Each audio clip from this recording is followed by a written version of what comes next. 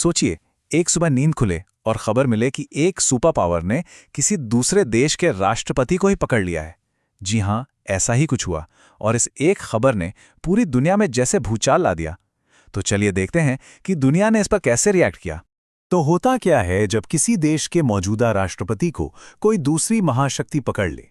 ये सिर्फ एक हेडलाइन नहीं है, ये एक ऐसा अंतर्राष्ट्रीय संकट है जो दुनिया भर में पावर के बैलेंस को हिला सकता है।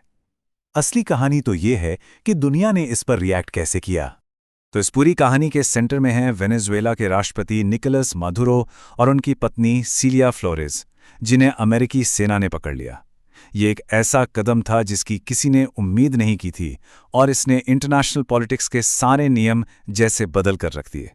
जाहिर है वेनेजुएला की तरफ से रिएक्शन आना ही था और आया भी बहुत तेजी से और पूरी ताकत से। उनकी सरकार ने इस संकट से निपटने के लिए फौरन 4 बड़े कदम उठाए। वेनेजुएला का जवाब कई मोर्चों पर था।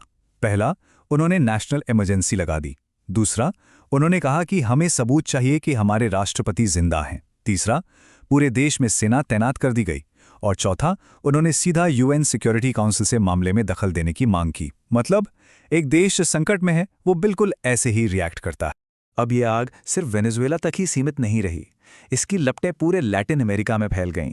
पड़ोसी देशों में इस खबर से जबरदस्त गुस्सा और नाराजगी देखने को मिली। इस मामले में ब्राजील के राष्ट्रपति लूला डा सिल्वा का बयान सुनना बहुत जरूरी है।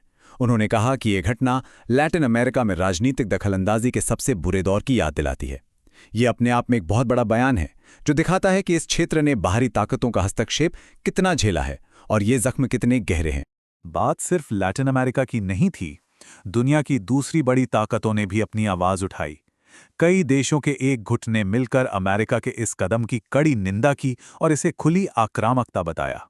रूस ने इसे सशस्त्र आक्रामकता कहा, चीन ने इसे आधिपत्यवादी हरकत बताया, ईरान, क्यूबा और ब्राजील ने भी ऐसे ही सख्त शब्दों का इस्तेमाल किया। मतलब इन देशों के लिए ये सिर्फ एक घटना नहीं थी, बल्कि ये पूरे ग्लोबल सिस्टम पर एक हमला था। लेकिन सवाल ये है कि क्या हर कोई अमेरिका की बुराई कर रहा था? नहीं, ऐसा भी नहीं है। यूरोप का नजरिया वो काफी अलग था। सीधी निंदा करने के बजाय उन्होंने संयम बरतने की बात की। जैसे यूरोपियन यूनियन, यूके और स्पेन, इन सब ने कहा कि भाई इंटरनेशनल लॉ का सम्मान करो और टेंशन कम करो। फ्रांस ने तो वेनेजुएला में लोकतंत्र की बहाली का भी समर्थन किया। ये एक तरह का डिप्लोमैटिक बैलेंसिंग एक्ट था कि अमेरिका से रिश्ते भी ना बिगड़े और इस गंभीर मामले पर कुछ कहा भी जाए। तो देखिए, यहां 2 अलग अलग दुनियाएं हैं। एक तरफ सशस्त्र आक्रामकता और आधिपत्य जैसे भारी भरकम शब्द और दूसरी तरफ संयम और तनाव कम करो जैसी बातें। ये शब्दों का चुनाव ही इंटरनेशनल डिप्लोमेसी के 2 अलग अलग चेहरे दिखाता है, एक टकराव वाला और दूसरा सुलह वाला। ये सब तो हो गई डिप्लोमैटिक बातें, लेकिन जमीन पर इसका क्या असर पड़ता है? मतलब असल दुनिया में इसके क्या नतीजे होते हैं? इसको समझने के लिए भारत का केस स्टडी एकदम परफेक्ट है। ये दिखाता है कि कैसे एक उम्मीद से भरी इकोनॉमिक पार्टनरशिप सिर्फ 2 महीने के अंदर पूरी तरह से पलट सकती है।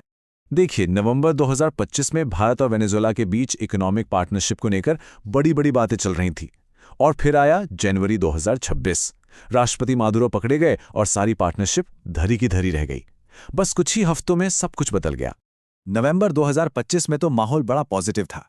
वेनेजुएला चाह रहा था कि भारत उनके यहाँ मिनरल्स में इन्वेस्ट करे, माइनिंग, फार्मा, ऑटो सेक्टर, इन सब में साथ मिलकर काम करने की बातें हो रही थी। मतलब एक अच्छे इकोनॉमिक फ्यूचर की पूरी तैयारी थी। लेकिन फिर 3 जनवरी 2026 आते आते सारी बातचीत पार्टनरशिप से हटकर एक ट्रैवल एडवाइजरी पर आ गई।